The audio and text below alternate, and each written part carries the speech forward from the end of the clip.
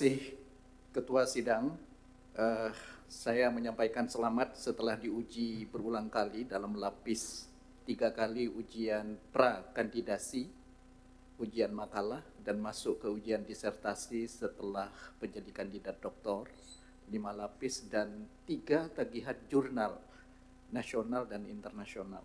Baik, sebetulnya masuk UI itu gampang, yang susah itu parkirnya sebetulnya. Pertanyaannya adalah, dari disertasi ketahanan partai, yang menjadi kunci utama itu adalah kepemimpinan. Alhamdulillah saya melihat ketegasan kepemimpinan di PDIP memang kuat, tegas gitu. Tapi bagaimana PDIP menjaga ketahanan partai dari ancaman konflik yang destruktif ke masa depan? Khususnya konflik terkini antara PDIP dengan Presiden Joko Widodo misalnya. Ya. Mungkin itu.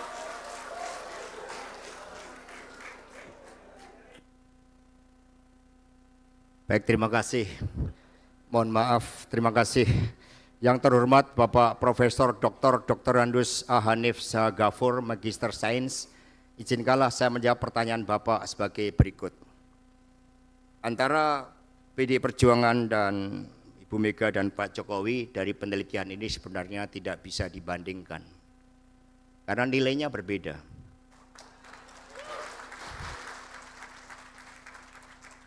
Yang satu berjuang untuk Indonesia Raya yang sejati-jatinya.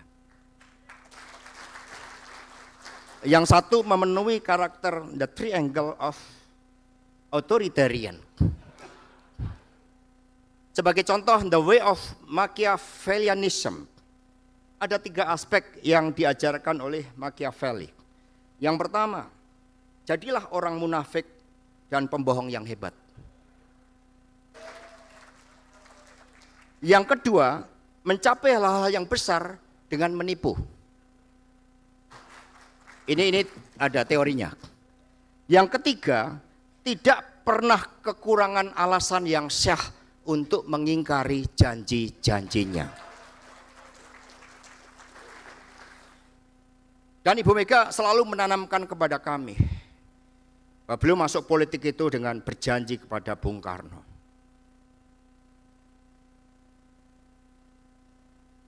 Untuk agar Indonesia Raya sejati-jatinya itu bisa diwujudkan melalui perjuangan para pendiri bangsa kita.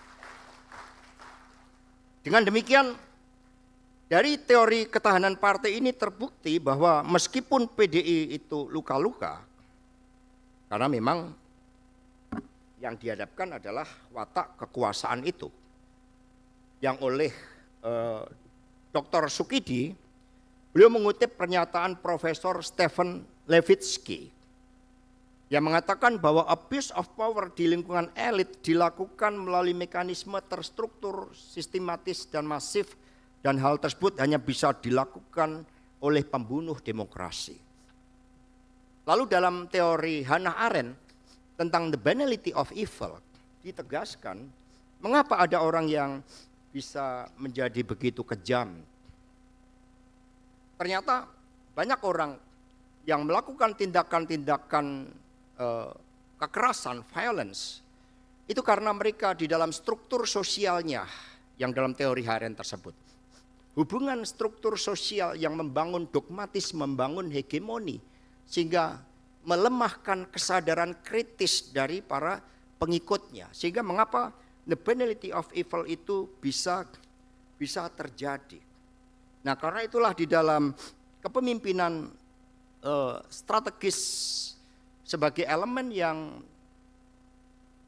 berbarengan dengan ideologi mampu membentuk ketahanan partai. Tadi Prof. Hanif mengatakan kepemimpinan ibu yang kuat. Justru di dalam banyak kasus-kasus membuktikan bahwa pemimpin karismatik itu cenderung terjadi personalisasi yang membahayakan eksistensi dari organisasi.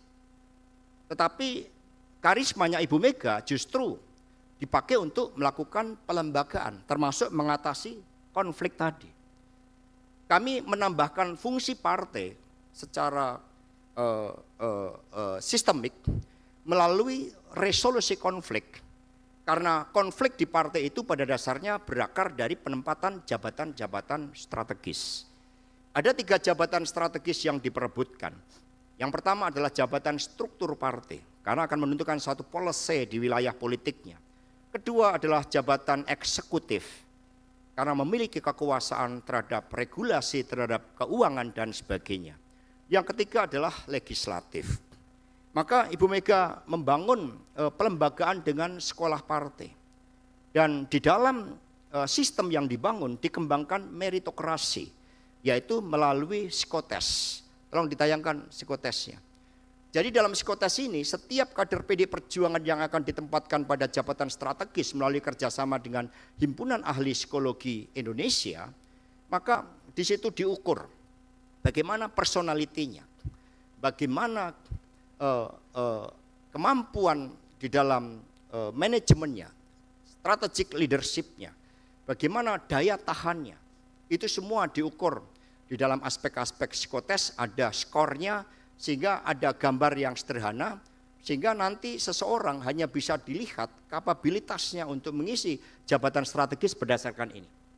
Jadi semakin bintangnya ke warna biru, biru dalam pengertian yang ideal yang membangun visi, bukan biru yang lain, ini mencerminkan integritas yang tinggi, kepemimpinan, kemampuan manajerial, kemampuan intelektual, dan kemampuan mengatasi hambatan. Semakin ke merah, semakin harus dibina. Ini adalah hasil-hasil psikotes sebagai bagian dari resolusi konflik.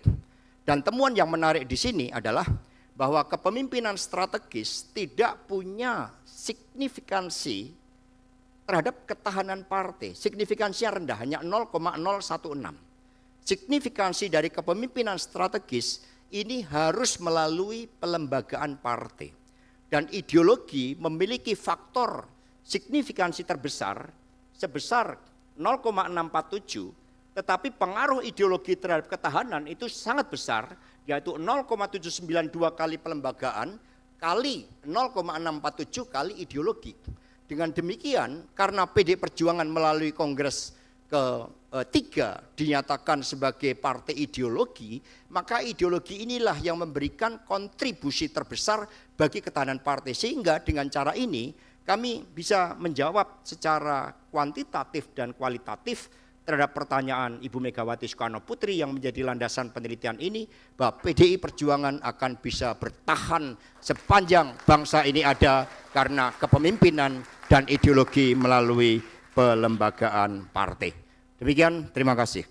Waktu habis. Saat menangkap, mengumpulkan, dan mengolah peristiwa, secara paksa oleh penyidik. kami kerahkan upaya terbaik. Ketika menyampaikan berita serta informasi, kami tak sekadar menyapa. Ada referensi, aspirasi, juga inspirasi yang menjadi misi. Sapa Indonesia di Kompas TV. Independen, terpercaya.